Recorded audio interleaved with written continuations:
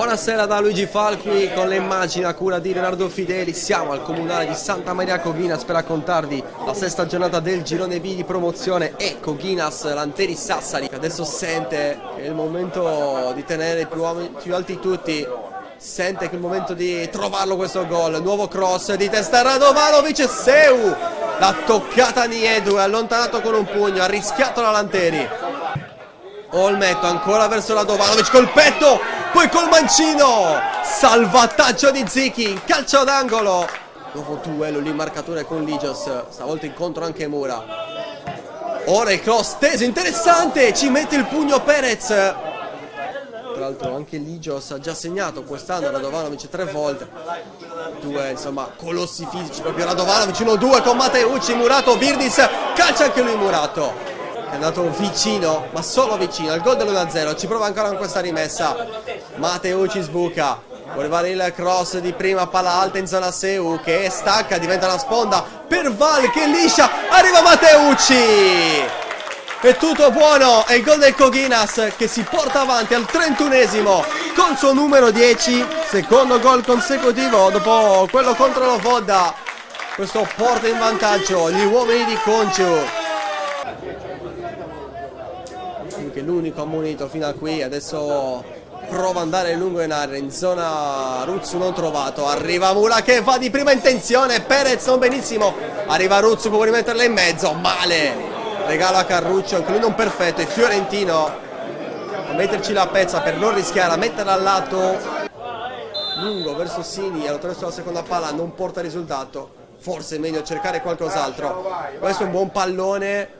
Gioca ancora la Lanteri, cross in mezzo, palla che passa, ci sarebbe poi il gol, ma è tutto fermo, fallo su Perez, toccato alla mano sinistra dentro l'area piccola. 18 anni, ma la personalità, i movimenti, la furbizia di giocatori molto più esperti. Tanto la punizione sul fondo, con un tentativo al lato di centimetri. Protesta con Zappini, la punizione del Coghinas già battuta. Mateucci, occhio perché entra in area. Mateucci, c'è il suo mancino, calcia Nieto in due tempi, un po' più sulle strette e deve difendere. Ruiu ancora in avanti, Di Santoro 2 volte, può allargare, perde un tempo di gioco però la Lanteri che prova con il sinistro, la parata di Perez. È stato Zichi a colpire di testa, ancora però il Coghinas con Ducar, Seu sta facendo più da prima punta adesso che da esterno. Fiorentino, ancora Coghinas, di prima, palla alta per Radovanovic che ci mette la testa, era tutto buono, aveva anticipato Niedu ma non ha trovato la porta. Anche a lui c'era sempre lì Virdis, tutti a riprendere posizione. Perez col petto, rischia tantissimo Kakubedu che ci mette la testa, la palla è debole, è destinata a uscire sul fondo. Che rischio di Perez.